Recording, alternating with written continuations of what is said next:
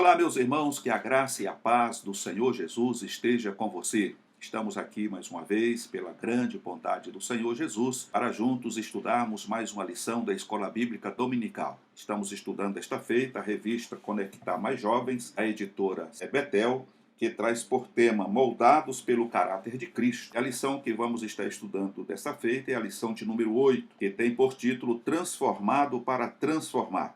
O texto de referência está registrado em Mateus, capítulo 5, do versículo 13 ao versículo 16. O versículo do dia diz: E não vos conformeis com este mundo, mas transformai-vos pela renovação do vosso entendimento, para que experimenteis qual seja a boa, agradável e perfeita vontade de Deus. Romanos capítulo 12, versículo 2. A verdade aplicada diz ainda: por intermédio do poder do Espírito Santo, o cristão pode influenciar e impactar o mundo com a mensagem do Evangelho. Os objetivos da lição são três, e o primeiro deles é entender que, como sal da terra, precisamos influenciar esta sociedade, conscientizar os irmãos do nosso papel na grande comissão. E terceiro, identificar a ação do Espírito Santo na transformação do homem. A nossa oração hoje é para que o poder transformador da palavra expanda pelo mundo através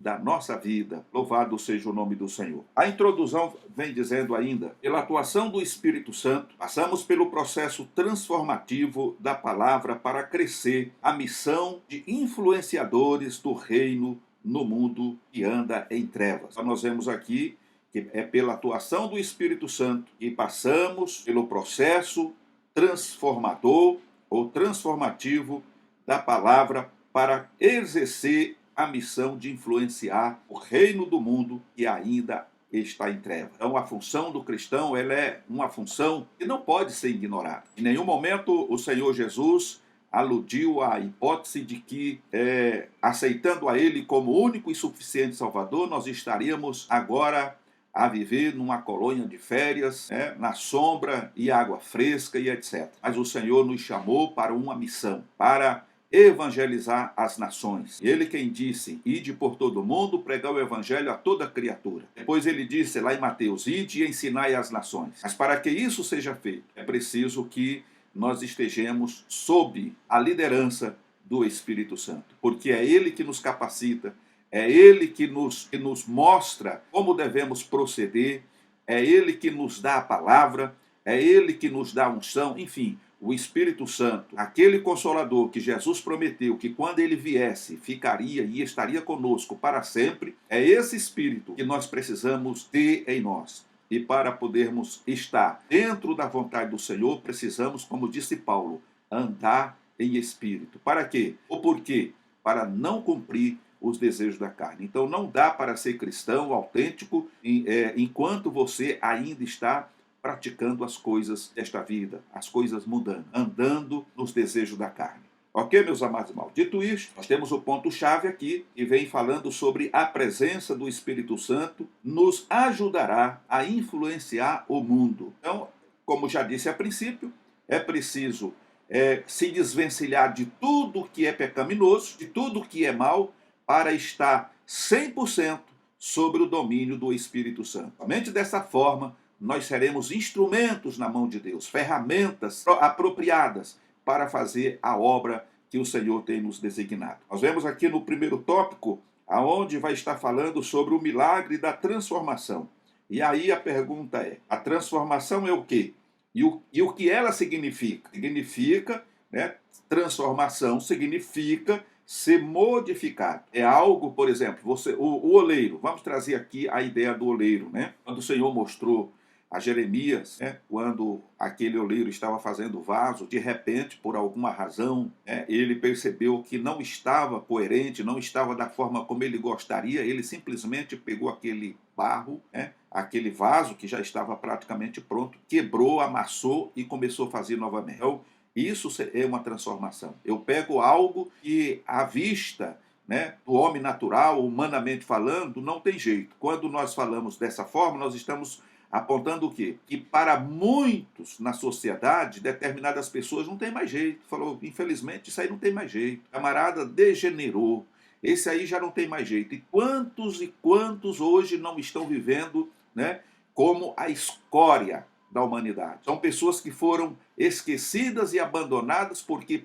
para os olhos da sociedade, essas pessoas não têm mais jeito. É o fim da linha. Então Jesus pega aquilo que, humanamente falando, não tem mais jeito e ele transforma. Então essa é a questão. O Senhor transforma, faz de um velho homem uma nova criatura. É o Senhor que tira lá do monturo e levanta da cinza e coloca ele nos lugares mais gloriosos. Ele faz o homem sair lá da ralé, lá do lixo, e coloca ele entre os príncipes. É o Senhor que faz isso. Então isso chama o processo da transformação, que significa modificar, fazer de algo que não vale nada algo valioso. E isso trata também sobre a questão do arrependimento. O arrependimento é um dos passos para uma nova vida com Cristo, conforme registra 2 Coríntios, capítulo 5 e verso 17. Temos ainda, o homem recebe um novo coração, Ezequiel 36, 26. O selo do Espírito Santo, Efésios capítulo 1, verso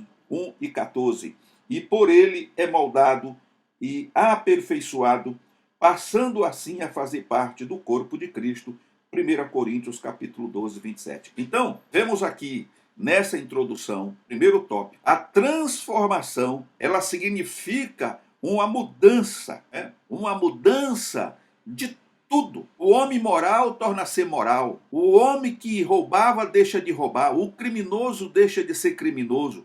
E diante dessa mudança, dessa transformação, todos os seus pecados são perdoados e eles são lançados no mar do esquecimento. E a partir do momento em que ele realmente se converte ao Senhor, de espírito, alma e corpo, ele tem uma vida renovada e ele passa a viver agora sob o auspícios do Espírito Santo e vai transformar, vai mudar e vai fazer com que ele se torne uma nova criatura em Cristo e possa realmente ser inserido no corpo de Cristo, se tornando assim um membro no corpo de Cristo. Louvado seja o nome do Senhor. Primeiro, nós precisamos ser forjados pela palavra. Como nova criatura, precisamos avançar no crescimento espiritual.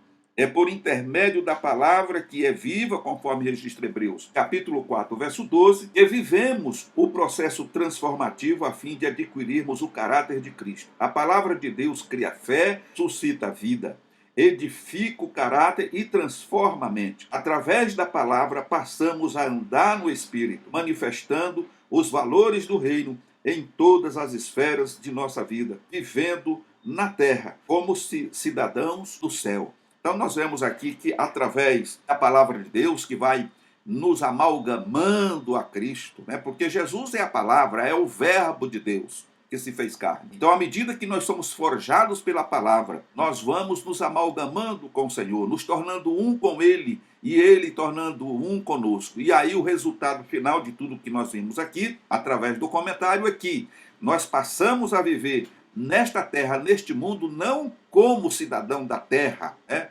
Pessoas naturais, mas como cidadão do céu.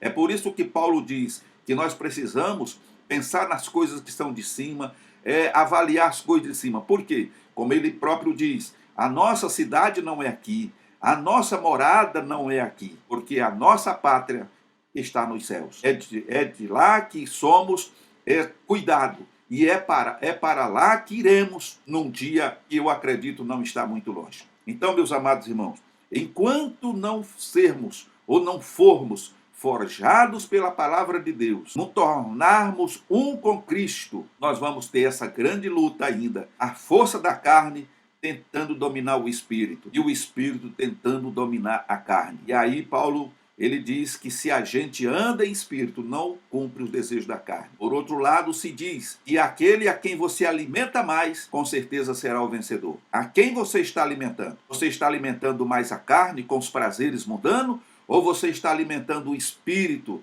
para que você seja santificado e puro na presença do Senhor? Então é uma questão que você deve analisar, porque dependendo de quem você está alimentando, você está dando munição para que essa guerra seja vencida por esse com quem você está, né, alimentando. Louvado seja o nome do Senhor. No segundo ponto, nós vemos aqui sobre a questão do novo estilo de vida. Então, um cristão autêntico ele tem um estilo de vida, né? Nós vemos que primeiro ele é forjado pela palavra. Então ele vive a palavra, ele prega a palavra, ele procura viver o que prega e prega o que vive.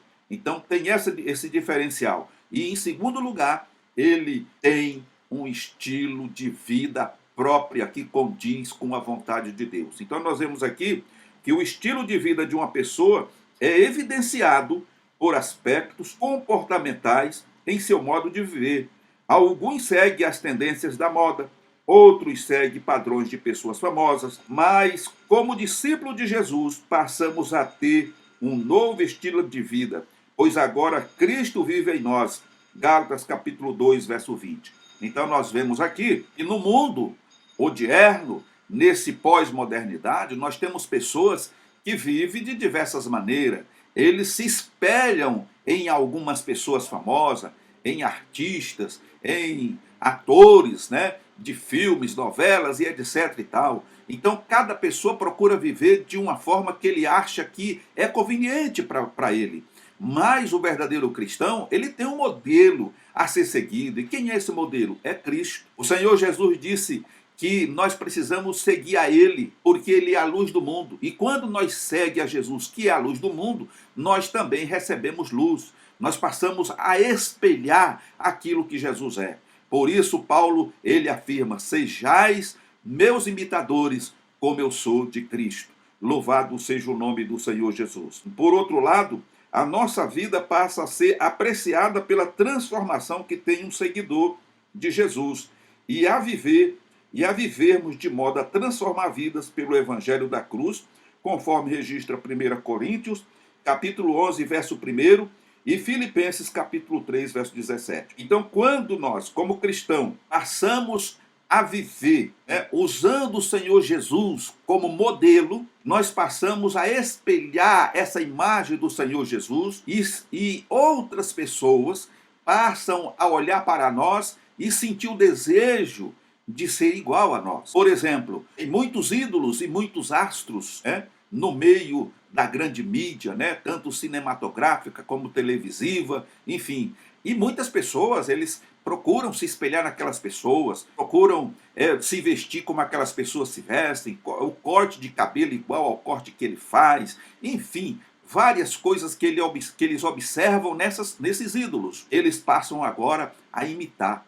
Tem pessoas hoje que imitam aí o Michael Jackson, que já morreu, tem pessoas que imitam o Roberto Carlos, enfim, são personagens que são reais, e que existem pessoas que, por se tornarem seus fãs, eles querem viver da mesma forma que aquele ídolo vive. Nós, como cristãos, temos que procurar conhecer melhor o Senhor Jesus e viver, imitar a vida do Senhor Jesus. Pois o Senhor Jesus, ele mesmo disse que aqueles que quiserem seguir a ele, precisam renunciar a tudo, Quem quiser vir após mim, negue a si mesmo. Negar a si mesmo o quê? Negar as práticas do mundo para você ser igual e semelhante ao Senhor Jesus. É a única forma de podermos fazer uma diferença nesse mundo em que vivemos. As pessoas olham para você e imediatamente elas vão perceber que você é diferente das demais pessoas. E muitas delas, elas são aguçadas pela curiosidade para saber por que você é daquela forma. Mas eu sou um cristão,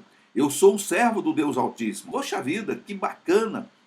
Quantas pessoas, já falei aqui em outras aulas, de pessoas, por perceber que o cristão é uma pessoa moral, uma pessoa ética, uma pessoa honesta, elas dizem, dão testemunho diante de outras pessoas, dizendo, olha, eu conheço o fulano de tal, ele é um servo de Deus, é um cristão, e para ele eu vendo a minha loja inteira, porque eu sei que se ele empenhar a palavra, se ele comprar, ele paga no dia e na hora. E se não pagar, ele é homem suficiente ou mulher suficiente para chegar aqui e dar um motivo pelo qual ele não vai poder pagar naquela data. E se dispõe a pagar o juro, a fazer toda a reparação necessária para que aquela pessoa que vendeu não fique no prejuízo. Por outro lado, existem pessoas que ainda não conheceram o verdadeiro evangelho, que ainda não passaram pelo processo da transformação, que ele sai por aí dando nó em pingo d'água, escandalizando o evangelho, escandalizando a igreja do Senhor, trazendo problemas, e quantos hoje não estão nas barras do tribunal porque fizeram coisas erradas, porque compraram e não pagaram, porque são caloteiros, velhacos, enganadores. Infelizmente existe. Essas pessoas nunca tiveram encontro real com o Senhor. E qual é o objetivo desta aula?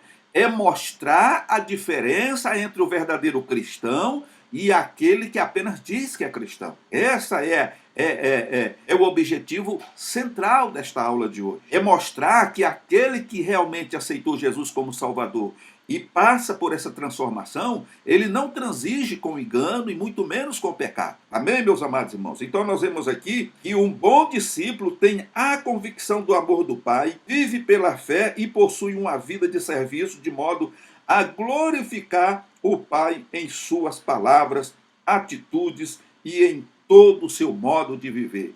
E ponto. Fecha aqui, né?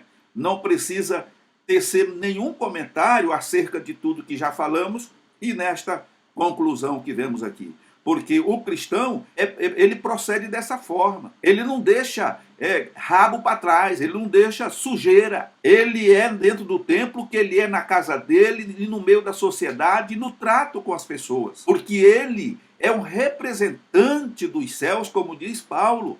Nós somos embaixadores. Nós estamos aqui representando o reino de Deus, o reino dos céus. E como tais não podemos trazer prejuízo, escândalo, escandalizar a obra de Deus. Precisamos reconhecer o nosso papel diante da sociedade e diante da responsabilidade que temos, né, ao assumirmos esse compromisso com o Senhor Jesus Cristo. Louvado seja o nome do Senhor para todo sempre. No segundo tópico, nós vemos aqui sobre a questão de influenciando ou sendo influenciado. E esse aqui eu acredito que é um dos maiores obstáculos que os cristãos têm encontrado nessa caminhada. Muitos, ao invés de influenciar, eles são influenciados pelo mal. Pessoas que muitas vezes você olha para ele e ao olhar fisicamente, naturalmente para aquela pessoa, você acredita que ele é um autêntico servo de Deus, que ele é uma pessoa 100% transformada,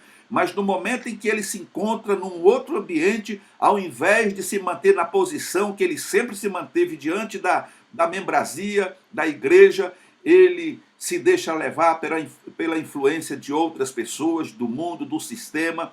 E aí é aquela decepção. Então nós vemos, irmãos, que em um relacionamento entre duas pessoas ou na interação entre segmentos sociais, é normal que um influencie o outro, ou seja influenciado pelo outro. No caso do cristão, ele não pode ser influenciado pelos padrões mundanos, e sim impactar o mundo com a sua vida transformada. É notório, e eu acredito que os irmãos sabem, talvez muito mais do que eu, de que muitas pessoas no passado foram bênçãos na casa do Senhor. E a gente pode falar de obreiros, pregadores do evangelho, homens que arrebanhavam grandes multidões, falava com tanto entusiasmo e com tanta influência acerca do poder de Deus, que as pessoas tinham naquela pessoa uma pessoa de grande estima, de grande credibilidade, e de repente, ao se mudar para um outro ambiente, ao invés dele continuar sendo sal e luz, ele foi ofuscado pelas trevas e o sal deixou de fazer o efeito e aquela pessoa rapidamente mudou-se como da água para o vinho ou se destransformou do vinho para a água e acabou trazendo tristeza e escândalo para a obra de Deus. Por quê? Ao invés de influenciar, ele foi influenciado. E no caso, como está escrito, do cristão, ele não pode ser influenciado. Ele não deve ser influenciado pelos padrões mundanos. Mas, pelo contrário, ele precisa impactar o mundo com a sua vida transformada. Eu sempre uso esse jargão, eu ouvi isso desde quando ainda era um garoto participando dos trabalhos na igreja, pois nasci e me criei no evangelho pela bondade e misericórdia do Senhor. Os pastores antigos diziam para a igreja, principalmente nos cultos de doutrina, sempre eles citavam isso: irmãos, nós não podemos andar de mão dadas com o mundo, nós não podemos nos envolver com o pecado, nós somos lavados, remidos e redimidos pelo sangue do Cordeiro. Irmãos, quando o mundo vem com a sua moda, com as suas novidades, nós estamos indo, né? Passamos de largo, quando o mundo está indo com as suas novidades e modas e coisas pecaminosas, nós estamos vindo. Nós sempre, irmãos, como servo de Deus, devemos estar na contramão do pecado e do mundo. Nós não podemos permitir que o mundo entre na igreja. Nós não podemos permitir que o pecado domine a igreja do Senhor, porque nós somos salvos, nós estamos aqui para fazer a diferença, para mostrar para o mundo que nós somos lavados e remidos do Senhor Jesus, e estamos aqui para evangelizar aqueles que têm fome e sede de salvação. Então, irmãos, eu ouvia isso desde quando ainda criança. E eu acredito que isso não mude. Infelizmente, muitas igrejas, muitos ministérios que eram considerados rígidos no quesito de usos e costumes e nas doutrinas bíblicas, que pregavam a santidade, a pureza, hoje a gente já não vê mais. Tem muitos ministérios por aí que já não existe culto de ensino, não existe mais. E o mundo entrou na igreja assim. O que se temia aconteceu. O mundo entrou na igreja. Então, hoje, é uma miscelânea muito grande. Muitos obreiros, muitos pastores, eles temem tocar nessa tecla. Por quê?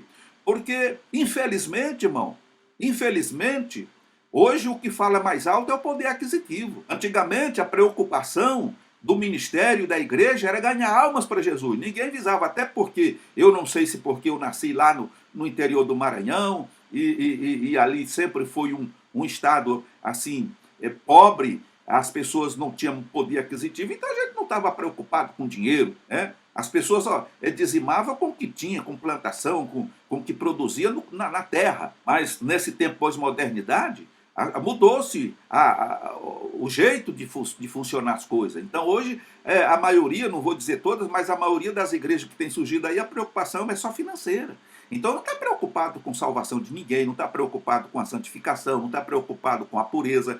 Então a pessoa vem para a igreja, aceita Jesus, toma um banho lá na piscina, ou seja lá onde for, e fica. O pecado dele continua, ele continua prostituindo, adulterando, amaziado, enfim. Isso é um ponto que ninguém toca, que ninguém fala. E ele continua na igreja, cantando, orando, participando da ceia. Então, a pureza sumiu. E os pastores, eles são coniventes com isso tudo. Porque, como disse, a preocupação é o dividendo. Quanto a igreja fatura por mês de ofertas e dízimo? É isso que importa. Vai bancar as viagens internacionais daquele presidente, vai bancar os hotéis 5 estrelas, vai bancar a mansão que ele tem, vai bancar os carros do ano que ele tem. Ou seja, essa pessoa que se torna, e passa a viver no topo da pirâmide, ele não está preocupado, porque para ele o importante é ter uma base nessa pirâmide que continue sustentando ele e dando a ele tudo aquilo que um dia ele poderia gozar no céu, receber das mãos do Senhor Jesus. Então ele não está preocupado. Se alguém sai da membresia da igreja e desaparece,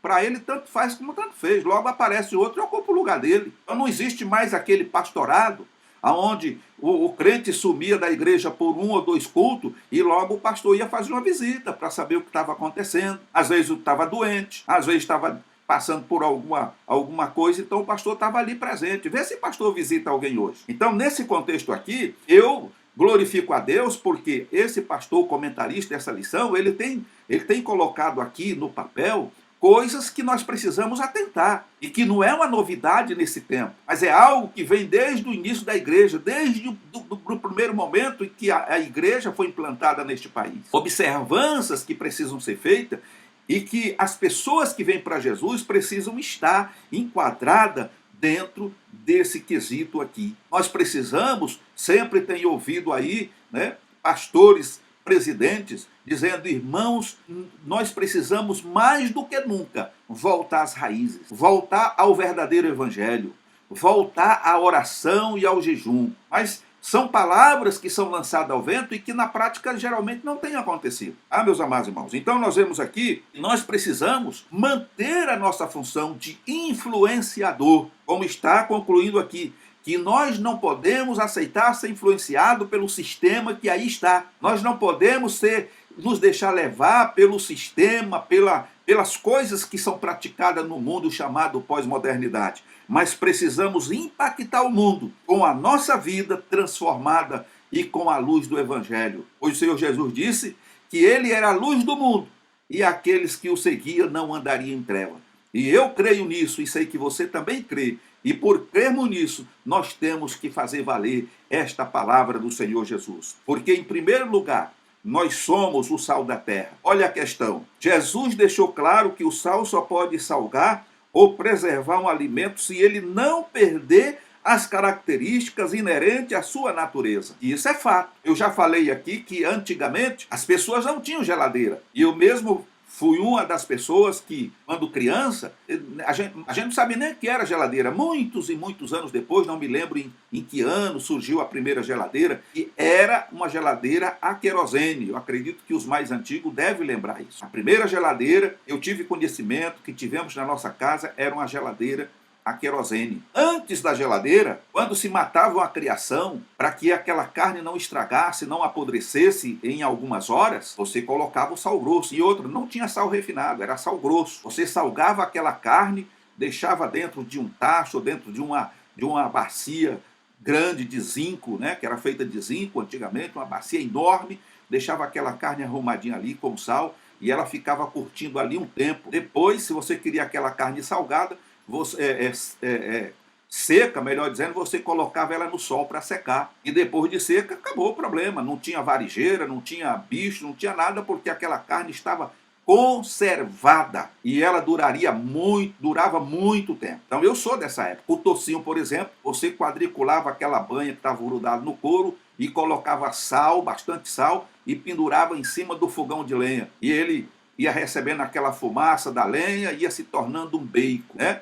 Então era assim que funcionava. Então a função do sal é isso. Se você colocar um sal estragado, a carne vai estragar do mesmo jeito, porque ele perdeu o poder de salinizar e de conservar aquela carne. Então nós vemos, caso isto aconteça, a sua utilidade não é de influenciar, e sim de ser influenciado. E o Senhor Jesus diz na passagem, na sua passagem de Mateus, capítulo 5,13, aonde percebemos que se o sal se tornar insípido, não presta para mais nada, senão para ser jogado fora e pisado pelos homens. Perdeu o sabor, irmão, não serve para nada. Não é um condimento que, ele perdeu o sabor aqui, mas eu ainda posso aproveitar ele em outra coisa. Não, no caso do sal é o seguinte, a função única dele é salgar. Se ele não está salgando, não serve para mais nada. Tem que jogar fora. E vai ser pisada pelos homens, porque não tem outra alternativa.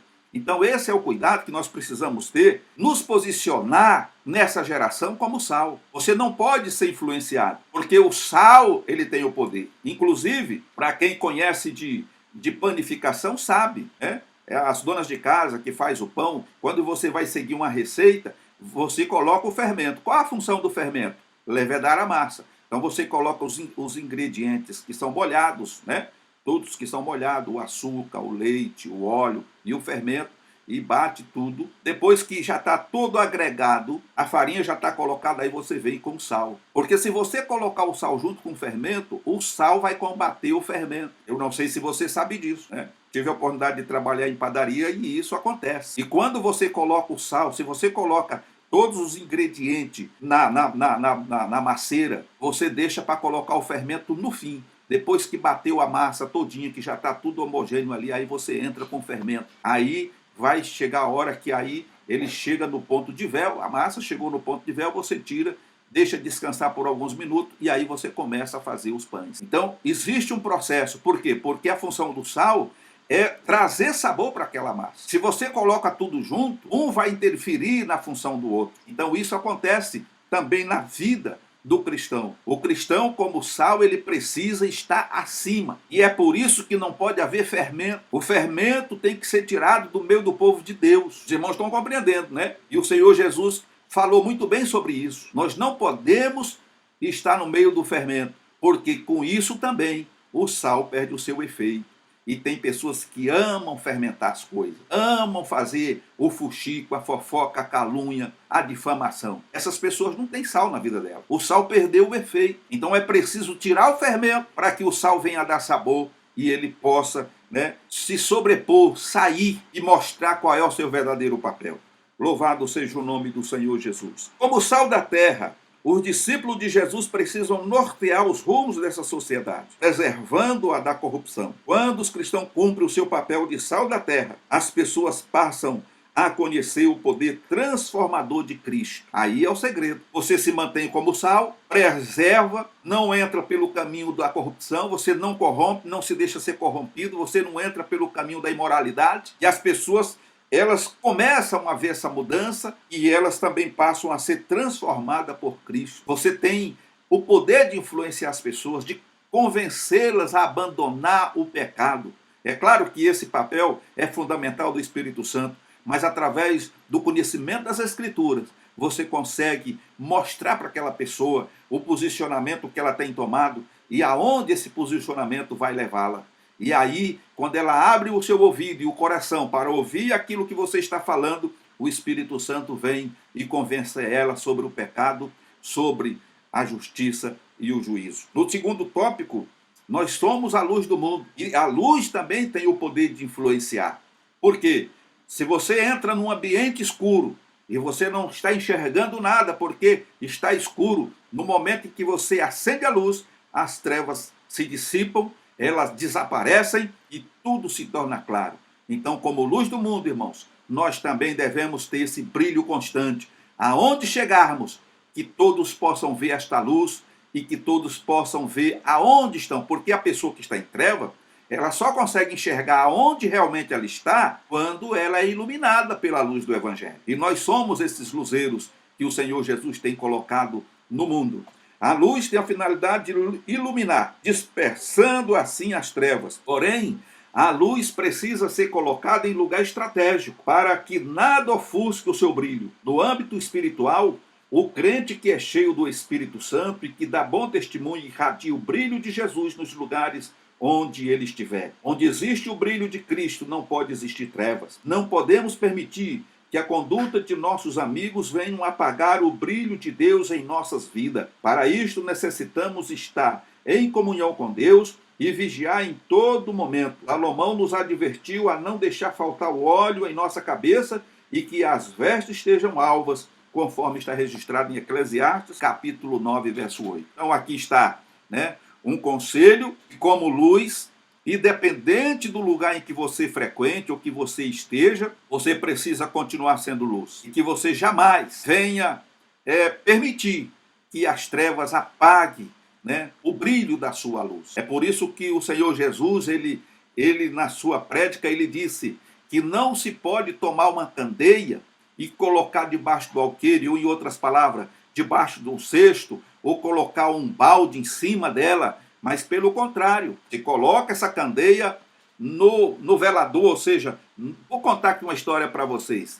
Lá no Nordeste, onde eu morava, não tinha luz elétrica naquele tempo. Então a gente queimava, querosene nas lamparinas, era lampião. E a gente tinha na parede lá uma tábuazinha presa lá, numa determinada altura. E quando você acendia a lamparina, você colocava lá, porque dali de onde ela estava, ela iluminava a sala, o ambiente todo. Não era aquela luz como luz elétrica, mas era uma luz que a gente já estava acostumado e aquilo ali era suficiente para você se locomover dentro do ambiente e tal, e sentava, jantava na luz de lamparina, mas ela ficava lá no chamado velador. Ou então o candeeiro, acendia o candeeiro e pendurava ele em algum lugar. Depois veio o Petromax, que aí já funcionava com álcool, que tinha uma luz branca muito forte, aquilo lá era muito bom. Enfim, o Senhor Jesus, ele diz isso, que não se pega uma candeia e se coloca debaixo de alguma coisa, porque qual seria o efeito dela ali? Pelo contrário, se coloca no velador para iluminar todos os que estão na casa. Então essa é a função do cristão,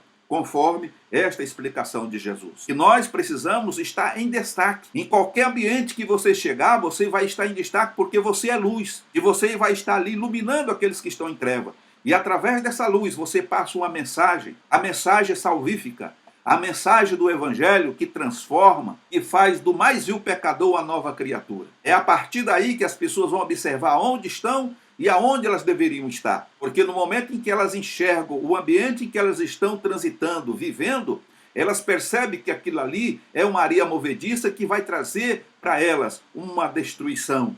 Então, olhando para aquele cristão que é luz, ela logo vai desejar ser igual ou estar como aquela pessoa, estar junto com aquela pessoa, que é o que nós falamos a princípio, onde hoje pessoas imitam aí os seus ídolos, os seus astros, seja das telenovelas, dos cinemas e etc. Que as pessoas sejam, como disse Paulo, quando ele convoca os irmãos de todos os tempos a serem os seus imitadores. Por quê? Porque ele tinha convicção daquilo que ele era, daquilo que ele estava fazendo. Ele sabia que ele era sal e luz, e ele era um seguidor de Jesus. Por isso ele usou a expressão: sejais os meus imitadores, como eu sou de Deus. Louvado seja o nome do Senhor. Que as pessoas, ao olhar para você, sintam esse desejo de ser igual a você. Não que você venha se tornar um ídolo na vida delas, porque o ídolo maior é o nosso Senhor Jesus Cristo, mas tudo que você fizer, você o faz apontando para aquele que é digno de toda a honra e de toda a glória. Bendito seja o nome do Senhor Jesus. Então nós vemos, irmãos, conforme já lemos aqui, que aonde existe o brilho de Cristo, não pode existir trevas. E aí vimos aqui a conclusão com Salomão, quando ele nos adverte dizendo que nós não podemos deixar faltar o óleo em nossa cabeça e que as nossas vestes estejam sempre alvas, né? O óleo da unção, ou seja, o Espírito Santo que está conosco, ele nunca pode estar ausente da nossa vida. Nós somos templo do Espírito Santo. O Espírito Santo habita em nós, e por habitar em nós, ele precisa ter a total liberdade para agir e para não só mudar o nosso caráter, a nossa vida, o nosso modo de ser, mas também fazer com que tudo aquilo que nós precisamos ser possa ser refletido para as pessoas que estão à nossa volta, a começar pelos nossos familiares. Quantas pessoas não conseguem ganhar nem os seus familiares para Jesus? Na igreja tem uma conduta e dentro da sua casa tem outra conduta. Ele não é um exemplo para a sua família. Ele, da sua família, ele tem agido como ímpio, mas ele é crente. Ele está na igreja todo dia, não perde uma reunião, mas ele não tem dado o exemplo de um verdadeiro cristão no seio da sua família. Então, enquanto ele está remando, ao contrário, a sua família está caminhando para o inferno.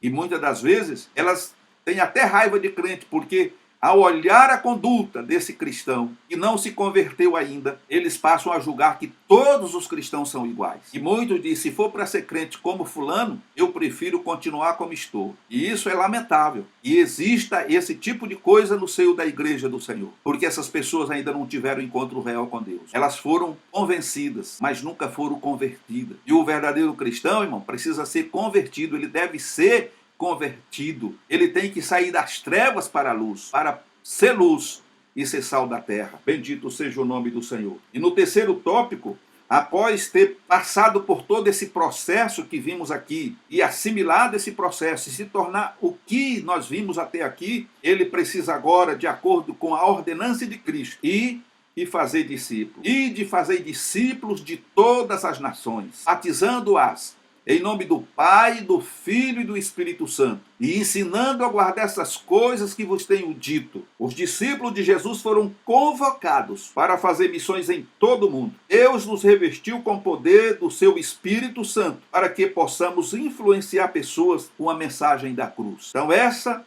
é uma das atribuições que a igreja tem. Individualmente, cada cristão que está inserido no corpo de Cristo, e é membro do corpo de Cristo, tem essa responsabilidade de ser luz, de ser sal, ou de ser sal e luz, e de fazer discípulos de todas as nações, pregando a mensagem da cruz, dizendo que Jesus Cristo salva, cura, batiza com o Espírito Santo e nos leva para o céu. Louvado seja o nome do Senhor. Uma outra responsabilidade: o verdadeiro cristão, ele precisa receber a virtude do Espírito Santo. Antes de ser levado aos céus, Jesus disse aos seus discípulos que ficasse na cidade de Jerusalém, até que do alto fosse revestido de poder, conforme está registrado em Lucas, capítulo 24 e 49. O ide de Jesus só será possível de realizar se estivermos na dependência do poder do Espírito Santo. Por isso é indispensável que sejamos revestidos do seu poder, e somente depois disto é que estaremos capacitados para ser enviados às demais nações. Quantas pessoas estão querendo hoje fazer missão, mas eles nunca tiveram encontro real com Deus, nunca foram capacitados com o Espírito Santo, nunca receberam o poder que vem do alto. E para alguns, o Espírito Santo, o batismo com o Espírito Santo, essa capacitação de poder, de dons, foi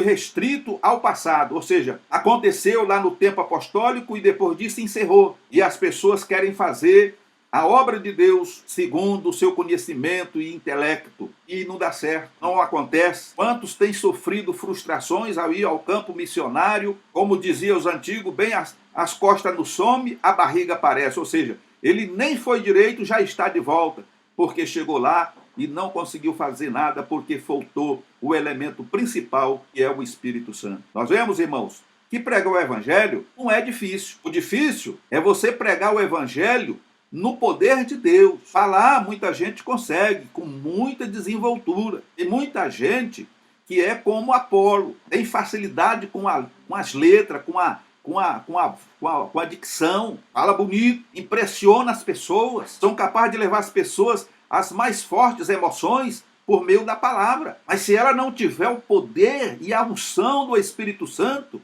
é como Paulo disse, é como se bater no metal. Você vai ouvir o barulho, mas não vai conseguir tirar dali um som, tocar uma música. Como é que você toca uma música batendo um ferro no outro? É preciso estar afinado. É por isso que o Senhor concedeu dons aos homens. Ele chamou uns para pastores, evangelistas, apóstolos e por aí por diante. É o Senhor que chama, é o Senhor que escolhe, é Ele que capacita, mas para que isso aconteça, é preciso que você esteja amalgamado no Senhor. E quando eu digo amalgamado, você tem que se tornar um com o Senhor, como ele disse lá na oração do capítulo 17 de João. Senhor, Pai, eu quero que ele seja um comigo, que eles sejam um comigo, como eu sou um com o Senhor, e o Senhor é um comigo. Então o Senhor, ele deseja que haja essa união, ou essa unidade, porque tem muita gente unida e reunida, mas não são unidas. E para estar com o Senhor tem que estar unido com Ele, tem que ser um com Ele, para que o Evangelho, ao ser pregado por você, ele venha surtir o efeito que o Senhor espera. Louvado seja o nome do Senhor Jesus. Um outro ponto que nós vemos aqui que o ID de Jesus só é possível ser realizado se estivermos na dependência do Espírito Santo. Por isso é imprescindível que sejamos revestidos do seu poder e somente depois disto é que estaremos capacitados para ser enviados às demais nações. Porque o que o Senhor Jesus falou aqui, meus amados irmãos, é que os discípulos naquela época não poderiam se ausentar de Jerusalém até que do alto fossem revestidos de poder. Eles não iriam conseguir fazer nada se eles automaticamente deixassem Jerusalém e fossem ali para a Judéia, Samaria e já se aventurasse aí aos confins da terra. Então Jesus disse, permanecei em Jerusalém, até que do alto vocês sejam revestidos de poder. Aí vocês poderão sair. Aí vocês serão minhas testemunhas em Jerusalém, na Judéia, em Samaria e até os confins da terra. Porque no momento em que vocês abrirem a boca para falar no meu nome, das grandezas de Deus, daquilo que vocês testemunharam, o Espírito Santo vai estar com vocês para impactar essa palavra e fazer aquilo que precisa ser feito, que é convencer o homem do seu pecado, da justiça e do juízo. Irmãos, compreendeu? Então nós vemos aqui que os que perseveraram em oração, conforme registrado no livro de Atos dos Apóstolos, tiveram o privilégio de serem cheios do Espírito e se tornaram testemunhas em vários lugares do mundo. Naquela época, este mesmo poder ainda está disponível aos que creem. E eu creio nisso, e tenho convicção de que o Espírito Santo tem trabalhado por intermédio da vida de muitos homens e mulheres de Deus nesse tempo. Louvado seja o nome do Senhor.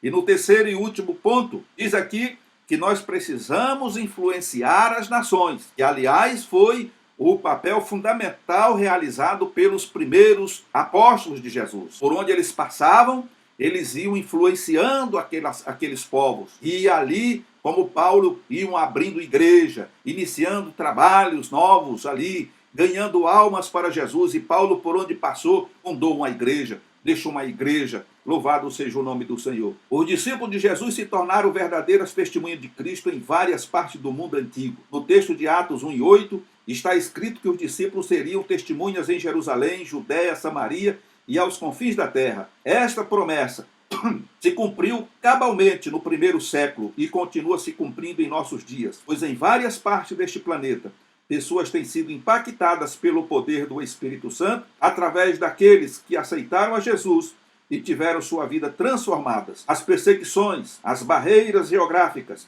culturais e religiosas, não tem como estancar a obra que Deus tem realizado por intermédio de sua igreja. Então, louvado seja Deus por isso. E nós vemos que mesmo em meio a grandes perseguições, hoje nós temos aí a chamada janela 1040. Dentro dessa janela estão aí os países que nunca foi evangelizado e países onde o evangelho é proibido de ser pregado. Mas mesmo dentro dessa janela 1040, nós temos homens e mulheres de Deus que têm abandonado tudo, né, no sentido secular, para se dedicarem à pregação do evangelho. E muitos têm sido perseguidos, aprisionados, torturados, e muitos já perderam a própria vida por estarem pregando o evangelho nesses países que são fechados à propagação do evangelho. Mas o importante, irmãos, é que o evangelho precisa ser pregado. Ele testemunha todas as gentes. E foi Jesus quem falou isso. Só depois virá o fim. Mas alguém pode dizer assim, mas o evangelho está sendo pregado hoje de todas as formas. Por meio da televisão, por meio de vídeos, né? Você sabe qual o alcance desses vídeos no YouTube? Isso é um alcance mundial, né? Infelizmente, em alguns países é fechado. Não entra sinal de outros países. Muita gente, eles não permite que outras pessoas vejam. Então, as pessoas deixam seus países, entram, né, muitas vezes nem entram como missionário porque é proibido, mas eles entram como um profissional e ali no seu trabalho, no seu dia a dia, eles vão evangelizando e conquistando almas para Jesus. E é isso que tem que ser feito. É isso que precisa ser feito, porque o evangelho tem que ser pregado em testemunha todas as gentes. Os apóstolos fizeram isso no seu tempo. E graças a eles o evangelho chegou até nós. E agora, como numa competição, e um vai passando o bastão para o outro, nós temos que levar esse bastão adiante. Porque enquanto Jesus não voltar, esse evangelho do reino precisa ser pregado, precisa continuar sendo pregado. O povo precisa continuar sendo ensinado a guardar todas as coisas. E temos a promessa do Senhor que diz, e estarei com vocês todos os dias, até a consumação dos séculos. E sabemos que os séculos estão se consumando. Uma hora vai chegar o fim. E quando chegar esse momento, que eu e você, que nós possamos estar de pé na presença do Senhor, prontos a recebê-lo, e junto apresentar a Ele, né, o resultado do trabalho que executamos. Louvado seja o nome do Senhor. E para concluir, através do Espírito Santo, somos transformados, evidenciando Cristo em nossa maneira de viver, a fim de impactarmos para o reino. Estatísticas dizem que existem uma média de 4.000 povos que ainda não foram alcançados com o Evangelho, e a maioria deles estão dentro da janela 1040, onde existe resistência à pregação do Evangelho. Mas nós temos lá vários povos, eu poderia citar aqui, mas até por uma questão de ética, eu não vou citar. Mas os irmãos que estudam a Bíblia, que estão inteirados das informações, sabem que mesmo num país onde é fechado o Evangelho, é totalmente comunista, existe servo de Deus e serva de Deus ali, pregando o Evangelho. E eu diria que aí nesses países, aí vale o cristão secreto, porque você não tem a liberdade de culto como nós temos no nosso país, né? De sair às ruas, às praças, evangelizando, fazendo ar livre, né? Nós podemos parar numa praça pública aí com uma caixa de som, uma corneta, né? Tocar uns hinos e pregar, Jesus salva, cura, batiza com o Espírito Santo e leva para o céu. Algumas pessoas param e começam a ouvir, outras passam de largo, não estão nem aí, outras nem olham, outras olham, vão olhando, enfim. Nós temos essa liberdade aqui no nosso país, graças a Deus. Não sei por quanto tempo, mas temos. E é por isso que precisamos aproveitar o tempo que temos. Nos levantar do sono, nos levantar de entre os mortos, para que a nossa luz possa resplandecer. Né? A luz do Senhor possa resplandecer sobre nós. Esses países, os cristãos são secretos. Eles não podem falar de Jesus abertamente. Eles não podem ler a Bíblia em qualquer lugar. Tem lugar por aí que a Bíblia ela é compartilhada de página por página. Eu pego uma página, leio aquela página, depois passo para o outro passa para o outro. E tem que ser altamente sigiloso, porque se descobrir, se for descoberto, vai apanhar muito, vai ser preso, vai ser torturado e pode ser jogado lá num calabouço, numa masmorra, numa prisão e nunca mais sair de lá. E isso tem acontecido. Existem muitos irmãos nossos, irmãs, que eu não conheço, você não conhece, que hoje estão, né, dentro das prisões, aprisionados porque foram surpreendidos utilizando Bíblia, entregando Bíblia, ou falando de Jesus, ou se reunindo, né, em alguns lugares aí, e alguém denunciou e a polícia foi lá e os prendeu. E nós aqui temos essa liberdade. Nós temos muitas Bíblias.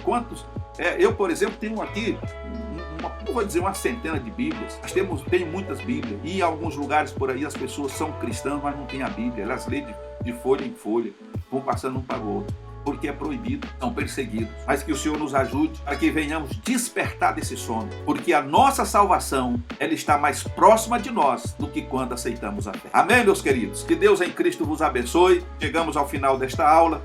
Espero que o Senhor Jesus, através do seu Santo Espírito, venha conscientizá-los, né, da seriedade desse trabalho que o Senhor espera de nós, e que Ele fale mais forte, mais profundamente em cada coração. Fiquem todos na paz do Senhor Jesus e até uma próxima oportunidade.